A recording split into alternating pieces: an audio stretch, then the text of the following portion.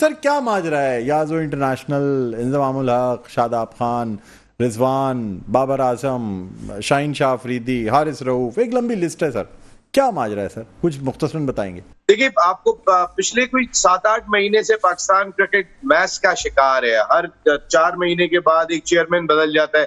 اب تو ساری دنیا میں اس کی جگہ صحیح چل رہی ہے، لیکن یہ ایک بہت بڑا کانفلکٹ آف انٹرسٹ ہے. اور میرے خیال میں انضمام الحق صاحب نے صحیح فیصلہ کیا. انہیں یہ 2 دن پہلے کر لینا چاہیے تھا جو ریزائن انہوں نے آج کیا. اب ایک جو نیا پینڈورا باکس کھل گیا ہے یہاں پر. دیکھیں، ابھی اس وقت کی صورتحال یہ ہے کہ پاکستان کرکٹ بورڈ اور کھلاڑی اگر ترازو کے 2 پلڑے ہیں تو یہ دونوں علیحدہ جگہ پر دکھائی دے رہے ہیں. دونوں ایک پیج پر بالکل نہیں ہے.